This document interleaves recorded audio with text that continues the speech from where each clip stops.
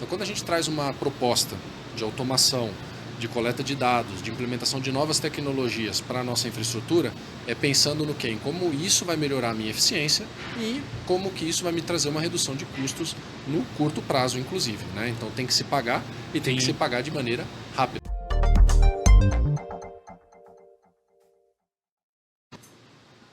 Está no ar mais um Dabcast, podcast que vai ajudar você com os desafios da indústria.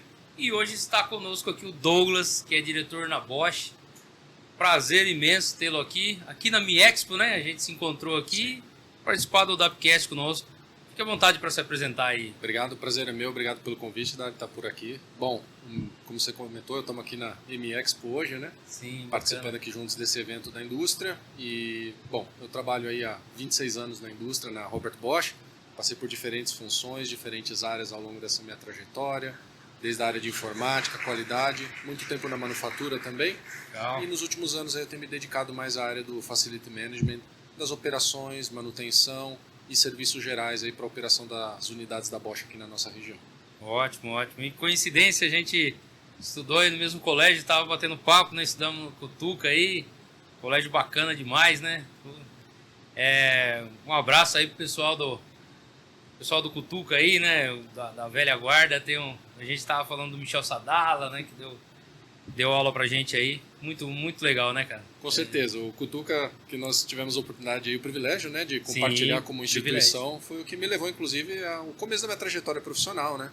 Comecei lá estudando informática, depois mudei um pouquinho na direção de engenharia na hora da graduação e da pós, mas com certeza uma parte fundamental aí da formação e da carreira que a gente trilhou, com certeza, depois disso. Legal, legal. E vamos falar um pouquinho aí sobre manutenção, né? Sobre digitalização, que é um assunto que a gente traz aqui sempre também, né? O pessoal da Endres já veio aqui falar, o pessoal da SIC também. E é um assunto assim que está muito em pauta na parte de indústria 4.0, né? Na implementação, realmente, né? Hoje você está trabalhando nessa parte aí da parte do Facility e a digitalização. Conta um pouquinho para a gente desse fluxo, como que funciona isso, né? Na prática aí. Bom, eu passei por várias áreas, como eu comentei, então eu trabalhei um tempo na informática, tive essa formação inclusive técnica, né, no Cutuca, como você mencionou, e como engenheiro também trabalhei em diferentes áreas, muitos anos na manufatura, onde esse tema da digitalização, da indústria 4.0, da internet das coisas já estava mais presente, né? Tá. Quando eu mudei de área, tive essa oportunidade dentro da empresa, já existiam, lógico, na área diferentes sistemas, automações, iniciativas nesse sentido, mas eu e um grupo de colegas começamos a explorar um pouco mais e tentar trazer um pouco desse conhecimento, dessas iniciativas que já existiam em outras áreas da mesma empresa, né, da Bosch, para a área do Facility Management da manutenção industrial. E aí que surgiu a ideia da gente começar a fazer iniciativas de automação, de gêmeo digital, das nossas instalações, e com isso foi crescendo e foi evoluindo. Então foi uma coisa que faz parte do DNA da empresa, existiam outras iniciativas que são praxe na indústria, né, que a gente foi expandindo e atualizando ao longo dos anos, trazendo isso para a nossa realidade do Facility Management. Eu acho muito bacana, né, as empresas que incentivam a implementação da indústria 4.0, porque no nosso país, você sabe, né, não são todas as empresas e nem tem disponibilizado verba para isso acontecer assim com tanta facilidade, né?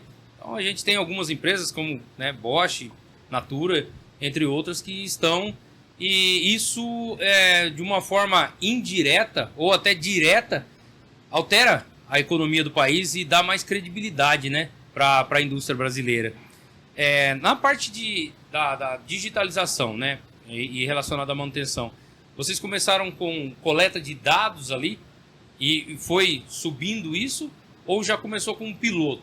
Vou colocar um piloto específico e vou colocar a IoT para jogar para a nuvem e colocar isso para rodar. Como que foi essa experiência? Olha, a gente começou realmente com pilotos, então, com base em dores ou problemas muito palpáveis que a gente tinha. Tá. Então, nós temos, como você falou, que na indústria, no Brasil, de maneira muito ampla, a gente ainda tem diferentes níveis de desenvolvimento.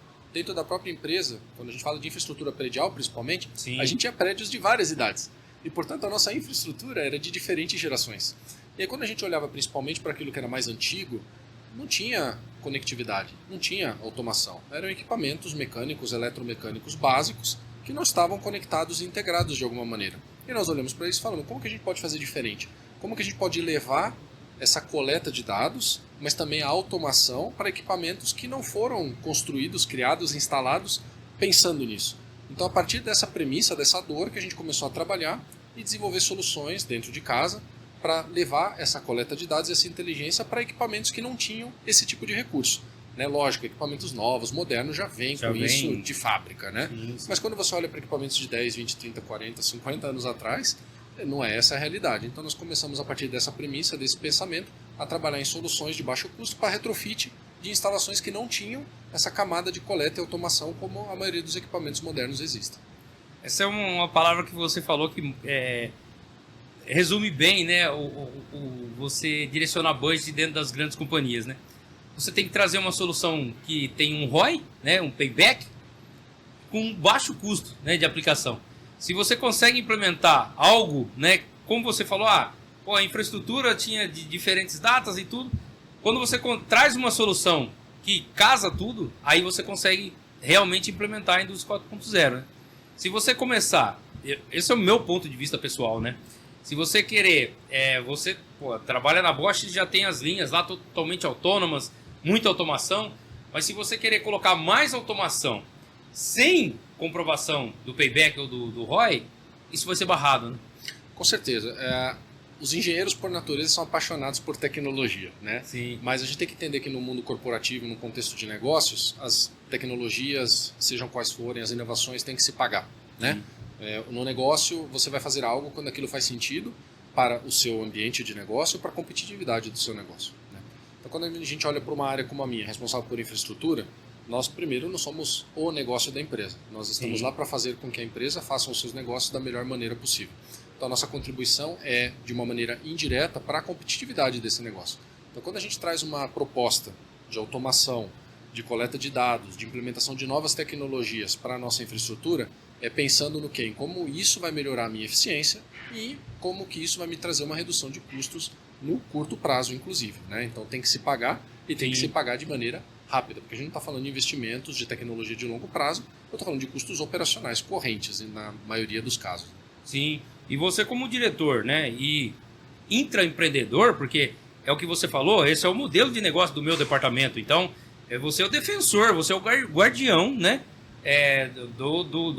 ou reduzir custos, né, ou os dois ao mesmo tempo. Você tem que aumentar o lucro ou reduzir custo, isso aí é da natureza, né. O que você vê, o que você viu na verdade, ou vê ainda, de dificuldades, assim, eu acredito mais de lidar com a equipe em si, tá? Quais são os pontos, né, que você teve que trabalhar mais na equipe, tá? Não falo nem de tecnologia, mas pessoas, processos, né, e tecnologia, mas vamos falar de pessoas da equipe. Você teve que selecionar um time, como que foi para você começar a performar nessa área? Olha, pegando o caso específico lá do nosso desenvolvimento de plataformas e soluções digitais, eu acho que são duas frentes de trabalho importantes quando a gente fala de pessoas, do time, né, da equipe. A primeira é o desenvolvimento da competência e do entendimento tecnológico. Isso pode acontecer eu trazendo pessoas do mercado ou de outras áreas da empresa que já têm um domínio daquela tecnologia que eu preciso que eu não tenho, e nós fizemos movimentos como esse, trazendo especialistas, né? Sim. Ou desenvolvendo por treinamento novos as pessoas ali existentes, né? Então, eu preciso dar conhecimento para as pessoas serem capazes de aplicar aquilo na prática na forma desenvolver de habilidades, tecnologia. Né? Isso é importantíssimo. Só que quando eu trabalho esse desenvolvimento, aí eu tenho que desenvolver uma metacompetência, vamos falar assim, que é a competência das competências, que é como que eu aplico isso em prol do negócio. E esse é um grande desafio. Eu falei já, engenheiro apaixonado por tecnologia. Sim. Então também não adianta eu trazer um grupo de engenheiros geniais, extremamente competentes e inovadores. Não tem um objetivo comum e não tem um norte. E não está alinhado com o propósito do negócio. Então isso requer outras competências. Competências sociais, competências de comunicação, competências de economia e finanças. Para quê? Para que aquela ideia, aquela invenção se torne uma inovação, ou seja, algo que realmente tem um propósito, no nosso caso alinhado com o negócio principal da empresa. Então são dois conjuntos de competências. A competência técnica, importantíssima, senão você não faz nada. Mas o que fazer tem que ter outras competências também ligadas para que se torne algo viável e que faça sentido para o negócio. Bacana, essa visão estratégica que você está trazendo para a gente É a visão que eu tenho também para o meu negócio, né? A gente pode montar vou fazer uma analogia agora, né? O time do Real Madrid quando tinha os Galácticos, né? Cara, eu não acompanho tanto futebol assim, mas naquela época eu via que o Beckham chegava a hora que ele queria, o Vanderlei Luxemburgo foi e já voltou, porque não foi contra, então o cara nem colocou, nem começou a gerir o time, já teve que vir embora. Tinha muita estrela, né? Mas cada um trabalhando pelo seu objetivo, né? E aí o Barcelona lá com Ronaldinho, Thierry Henry, né? O Eto'o, Samuel Eto'o, estava voltado pro objetivo, que era ganhar o campeonato, né? E aí você vê as diferenças, né? E é exatamente o que você falou. Se você traz um time capacitado tecnicamente, muito capacitado tecnicamente, é bom? Sim. Mas se você não vê as competências sociais, o trabalho em equipe, né, o quanto que ele está comprometido com o resultado, não vai performar, né? E esse sentimento eu vejo também que muitas empresas nos setores de manutenção se preocupam muito com o técnico, né? E por isso, talvez por isso que os setores de manutenção ele tem um turnover muito grande, ou tem um improdutivo muito alto, né? Um MTBF fora do comum. Eu acho que se trabalhar de uma forma as habilidades, eu acho que você chega no objetivo mais fácil, né? O desafio das áreas como a de manutenção, que não são diretamente ligadas ao negócio final, à Sim. atividade fim de uma empresa, é justamente você, ao mesmo tempo que você preza pelaquela expertise, pelo aquele conhecimento especializado que aquela equipe tem e que é fundamental para fazer um bom trabalho, mas você conectar isso com o propósito final do negócio.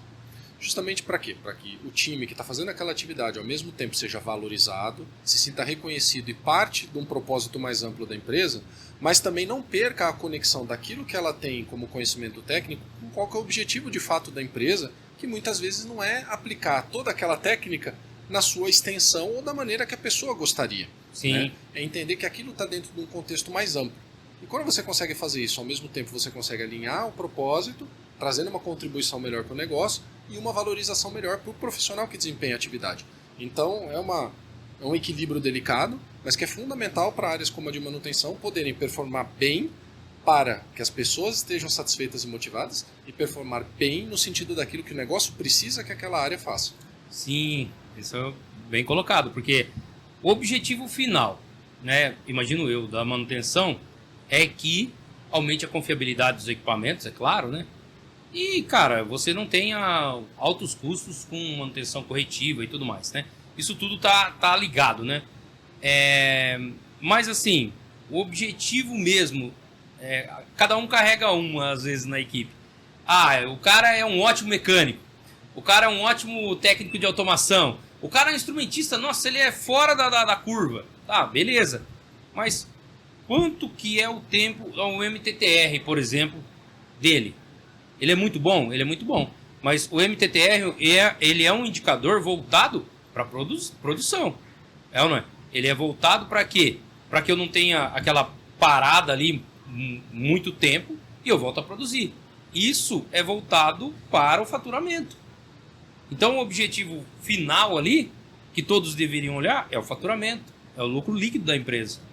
É ou não é? Sim, em última instância você está lá para fazer com que o negócio progrida e não só para reduzir o MTBR, o MTTR. Isso, né? Exatamente. Recentemente eu tive a oportunidade de ministrar uma disciplina de manutenção num curso de MBA, né? Bacana. E no momento eu estava discutindo isso com os alunos, né? Que manutenção demais não é bom. Não. E existem situações que de maneira muito consciente, baseada no objetivo final da empresa, talvez a melhor estratégia seja, por exemplo, nem mesmo ter manutenção preventiva. É literalmente deixar quebrar e quando quebrar substituir. Existem situações onde talvez a melhor estratégia do ponto de vista do negócio mais amplo seja fazer menos manutenção do que você faz hoje. Então esse é o equilíbrio delicado entre o que é a excelência funcional da área de manutenção no caso, mas o que é o objetivo final do negócio como um todo. Isso é o e equilibrar as duas coisas é um desafio em última instância de gestão e liderança. Né? Exatamente. Então, o gestor de manutenção aqui, nós temos aí o pessoal que nos assiste, tem bastante gestor de manutenção, gestor de projetos, né, em geral, mas o gestor de manutenção, ele tá ali, eu imagino assim, né, você está com um micronegócio sobre a sua gestão. Então, qual que é o negócio? Manutenção. Tá, mas você vende manutenção? Você não vende manutenção. Então você tem que evitar a manutenção propriamente dita ali, né? Executar a manutenção. Com o quê? Preditiva, detectiva, né? Preventiva, num caso assim muito específico, né? Que você detectou e faz a parada programada para fazer a intervenção. É isso. Mas não adianta você ter o melhor mecânico da sua equipe, o melhor eletrônico, o melhor... Porque você não vende manutenção. Você utiliza o serviço de manutenção, ele está totalmente ligado com a produção. Ele é um setor que tem que estar produtivo. Então não adianta eu gerir um setor em que eu tenho estrelas. É ou não é? Não, eu tenho que ter resultados. E o desafio numa configuração dessa, como você falou, uma área interna, né, de manutenção, ela não tem esse apelo do mercado. Né? Ela tem que estar ligada ao que é o negócio principal, a produção, enfim. Por outro lado, não ter esse apelo de mercado também, às vezes você perde um pouco esse referencial de competitividade. Né? Por isso que é importante estar participando de eventos, de feiras, de benchmarks, visitando outras empresas, porque esse referencial é um desafio para quem faz negócio como você, né? Sim. Mas em última instância, quem diz se você está indo bem ou mal é o teu cliente, porque você vai ser colocado à prova com o seu preço, com a qualidade do seu serviço, com a sua eficiência. Sim. Um setor interno, que em tese não tem uma competição, ele não é que se acomoda, mas ele perde a referência. Né? Não é que as pessoas não estão tentando fazer o melhor todos os dias, não é isso. Sim. Mas ele perde essa referência que, em última instância, uma empresa tem a todo momento que ela coloca uma cotação na mesa e está disputando o negócio. É isso mesmo. Você não está disputando o negócio, você está fazendo aquele negócio funcionar. Então é um tipo diferente de desafio, requer um tipo diferente de mindset de profissionais, principalmente na gestão e na liderança dessas equipes, Sim. do que um negócio propriamente dito. Mas essa visão que você está trazendo é de intraempreendedor, porque como eu falei que o setor de manutenção é um setor, e você falou de cliente, que nem eu tenho a DAP que faz serviços e tem cliente, tem que fazer pesquisa de satisfação de cliente e tem que voltar essa nota bem. Por quê? Porque eu quero vender mais, certo? Mas eu tenho, por outro lado, na manutenção, meu cliente interno, que é a produção, certo? Por que não fazer uma pesquisa também com o meu cliente interno? Porque às vezes a gente acostuma. A gente acostuma de ir na reunião de produção e ouvir falar que a manutenção isso, que a manutenção aquilo, porque foi improdutivo na manutenção. As pessoas se acostumam. E aí quando altera alguma coisa na diretoria industrial e o diretor vem de uma outra empresa que, como você falou, o cara está acostumado, é de casa, não fez benchmark, não participou de uma AMI Expo, né? O cara não procura informação, beleza. Aí vem um diretor industrial que fala, opa, isso está errado, cara. Não. Vamos mudar isso. É aí que pega a coisa, porque o cara está tão acostumado que ele se acomodou, ele não fez pesquisa com o cliente interno dele, não sabe, e quando troca o superior dele, cara, a produção vai queimar ele. E se ele tivesse ouvido antes, talvez ele teria uma ação de controle, né? Eu li uma vez num livro de negócio uma frase que me chamou muito a atenção e que eu acho que vale muito nesse nosso diálogo aqui, né? Que o desafio das áreas especialistas, como a manutenção ou qualquer outra área, é entender que é papel dela se fazer entendida por aqueles que não são especialistas do que vice-versa. Às vezes eu vejo muitas pessoas, né, no dia a dia, de qualquer área, falando, puxa, eu falo, o cara não me entende, ele não entende o que é melhor para a área, o cara não entende nada de manutenção e quer me dizer como que eu tenho que fazer manutenção, coisas desse tipo. O desafio é, cara, se você é um especialista nesse tema, entenda que faz parte do seu trabalho também se fazer entendido e convencer aos tomadores de decisão, que não são e não vão ser especialistas no seu tema, o que é o melhor para a empresa. Exatamente. E isso pressupõe o quê? Que você também tem que entender de negócio. E quem entende de negócio não vai entender de manutenção. E não tem que entender. É o seu papel fazer o quê? Um papel de consultor, de analista e de apoio interno. Esse é o seu papel. Né? Então faz parte disso. Não só a especialidade técnica, mas também estar próximo, conectado ao negócio e saber comunicar na linguagem do negócio a sua especialidade técnica. Bacana. Nessa parte da digitalização e desenvolvimento, né, que você está fazendo lá, você está usando a parte IoT e nuvem para a coleta de dados, ou você já tem isso e você está numa etapa à frente? Já estou processando esses dados porque um ponto de atenção. Na minha empresa aconteceu isso e eu vou compartilhar com vocês. Eu monitorava tanto dado, aí uma hora eu parei e falei, cara, peraí, o que eu vou fazer com esses dados? Então, é um ponto de atenção.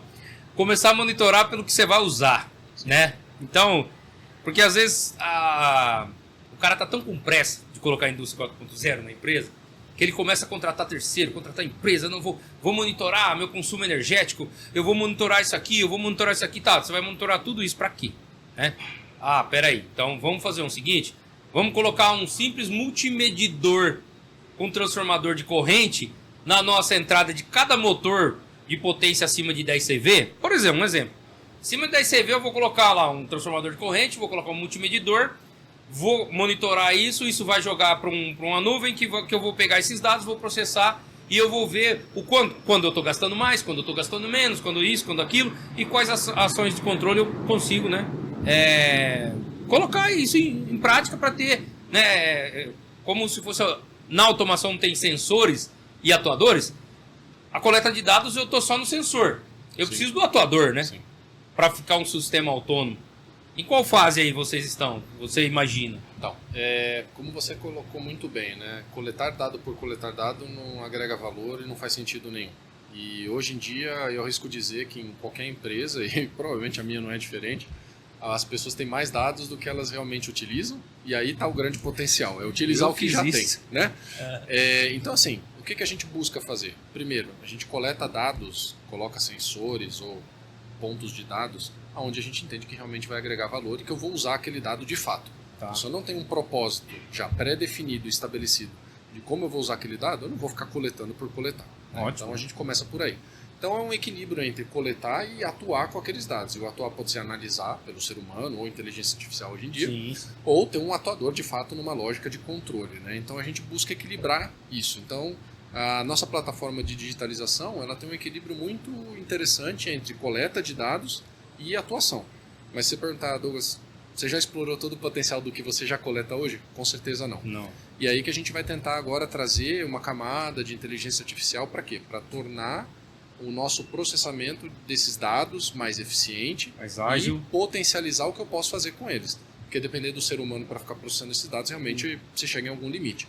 Hoje eu tenho 1.300 pontos de dados, é humanamente impossível trabalhar com todos eles. Eu preciso trazer uma automação, ou pode ser convencional, ou uma inteligência artificial para me ajudar a lidar com esse dado e extrair o melhor daquilo que eu já tenho, antes de pensar em expandir meu banco de dados. Então, esse é um ponto. Eu comecei a monitorar muitos dados na parte de marketing, na parte de vendas e tal. E aí chegou um ponto que fazia mais sentido a gente parar e processar os dados que a gente já tinha para ver o que fazer com isso, como você falou.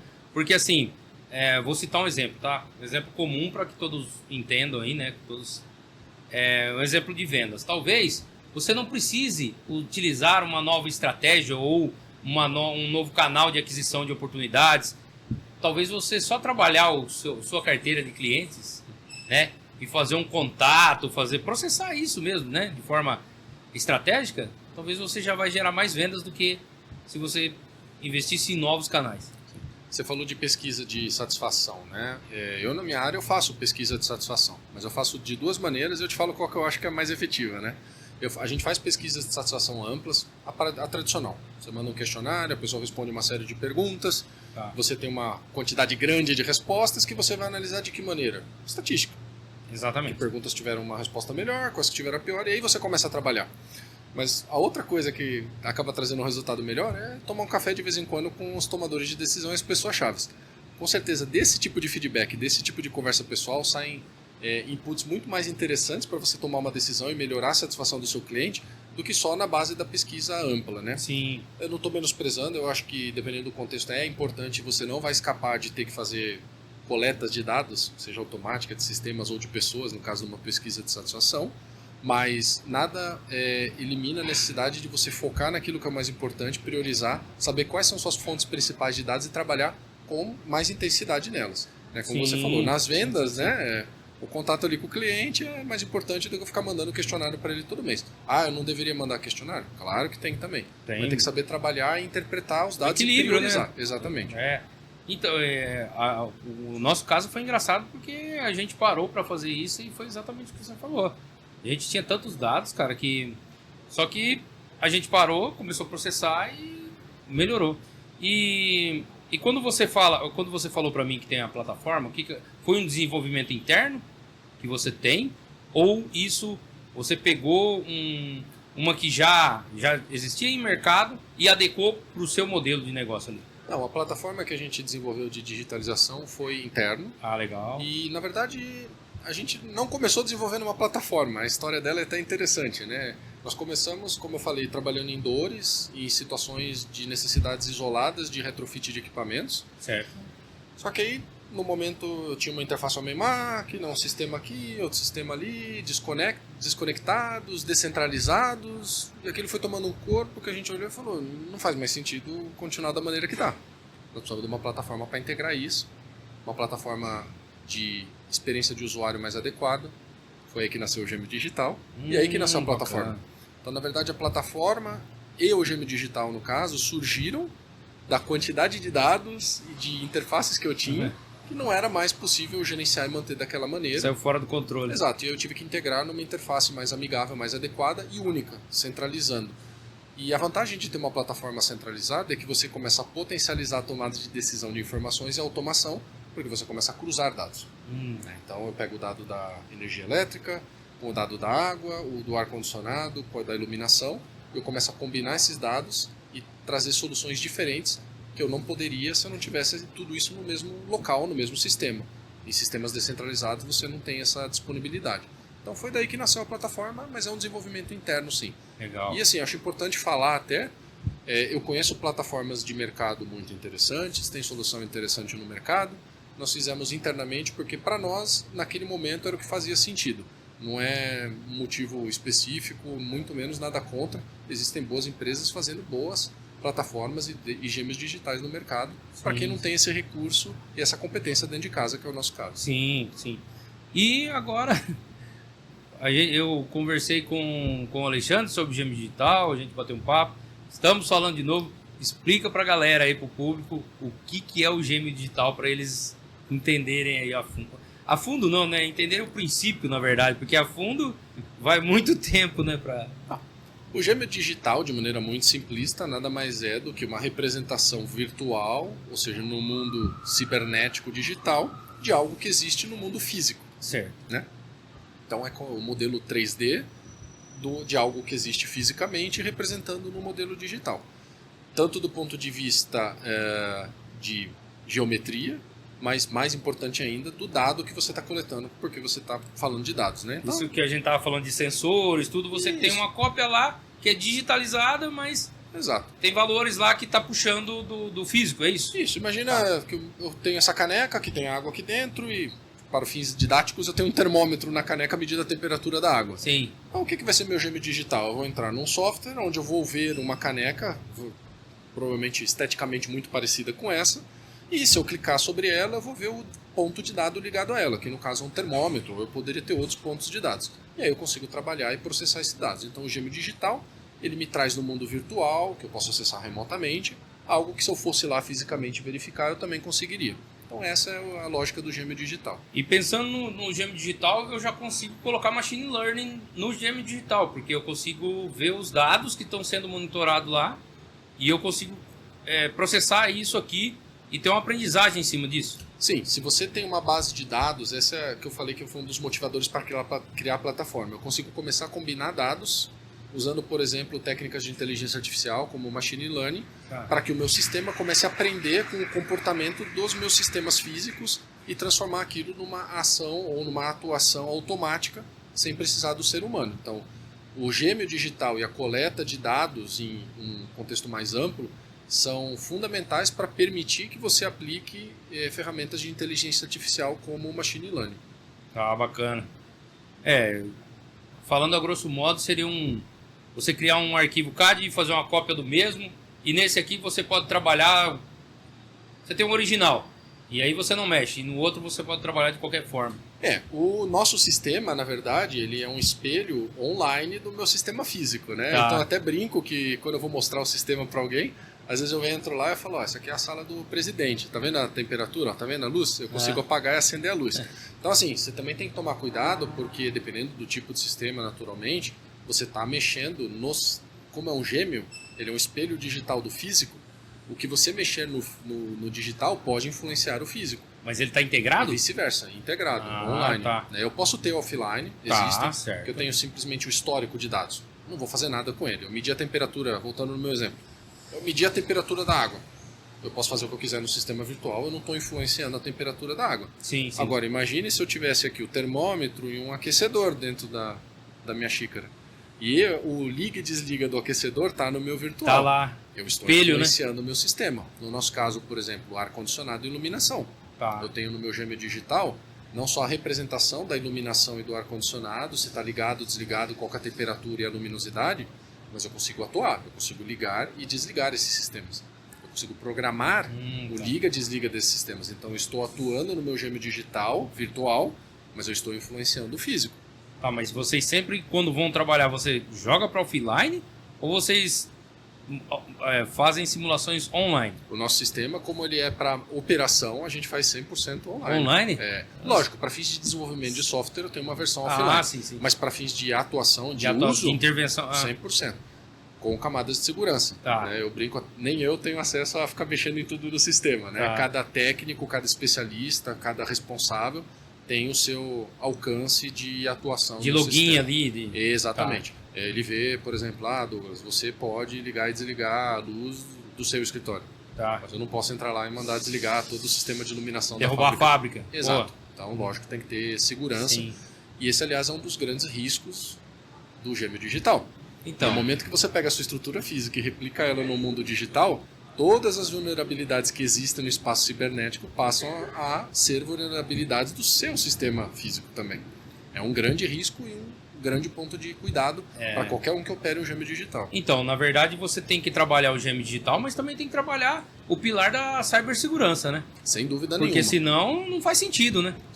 Um sem o outro não faz sentido. Você dá abertura para um hacker, para uma pessoa de fora entrar no seu sistema, né? Você perguntou, no nosso caso, por exemplo, o nosso sistema ele está dentro da nossa infraestrutura de informática própria. Tá. Ele não está na nuvem. Imagina que as nuvens são seguras também, mas para fins de exemplo aqui, né? Se eu estivesse numa nuvem, ou seja, estivesse num... O que é nuvem? É um sistema de um terceiro, né? Então, se o meu sistema não estivesse dentro das minhas camadas de proteção internas, que não são invencíveis, mas são bastante robustas, estivesse num sistema externo e você tivesse acesso a esse sistema externo, você estaria influenciando o meu mundo físico a partir do meu gêmeo digital. Sim. Aliás, existem casos de ataques cibernéticos muito concretos, vamos dizer assim, em infraestrutura de energia, em que as pessoas usaram justamente esse tipo de acesso e recurso. Ou seja, acessar um gêmeo digital para mexer numa infraestrutura física. Então, gente, aqui o que a gente está trazendo aqui, é que tem que tomar cuidado, né? Porque quando a gente digitaliza as coisas e cria um gêmeo digital, a gente dá uma oportunidade também para acesso, né? Então, a gente falou aqui, só nesse bate-papo rápido, a gente falou de vários pilares da indústria 4.0. Falamos digitalização, IoT, né, nuvem, cibersegurança. Então, eu acho que não dá para usar um isoladamente, né? Sim, aí assim, a evolução tecnológica, você não vai conseguir pará-la, não faz sentido também. Você tem que saber lidar com as restrições, com os riscos que ela traz e explorar as oportunidades. Sempre teve, né? De alguma forma sempre teve risco. Sim. Eu sempre brinco que o meu pai ele tem um celular, mas ele não colocou os cartões de crédito no celular. Eu falei, pai, por que você não colocou os cartões de crédito no seu celular? Porque se eu perder o celular, eu perco todos os meus cartões. Eu falei, mas se você perder a sua carteira, você perdeu todos os cartões também, né? Então, assim, são riscos diferentes. Sim. Você tem que se proteger de ambiente de maneira diferente. Diferente, né? Exato. Mas são evoluções que os benefícios normalmente superam os riscos. Não é à toa que todo mundo está fazendo. Sim. Só que não pode ser ingênuo com relação aos riscos, principalmente quando você começa a falar de uma reprodução virtual de um sistema físico conectado numa rede que virtualmente qualquer um pode acessar. É um risco que realmente antes, se você tinha um interruptor físico aqui nessa parede de liga e desliga de um sistema, a pessoa precisava chegar fisicamente para ligar ou desligar um sistema. No momento que você virtualiza esse seu liga e desliga e coloca ele numa rede conectada à internet, como é o caso da grande maioria, aquilo potencialmente pode ser acessado para mau uso por qualquer um. Né? Sim, sim. E assim, a probabilidade, né, depende muito do que você trabalha com segurança, né? Sim. A gente falou da cibersegurança, veio até o César, que é da Siemens, veio falar aqui. Aí o Alessandro da Endres até falou, imagina uma planta, né? Pô, o cara parar uma planta, uma plataforma de petróleo, ou né, uma usina, né, produtora de energia aí.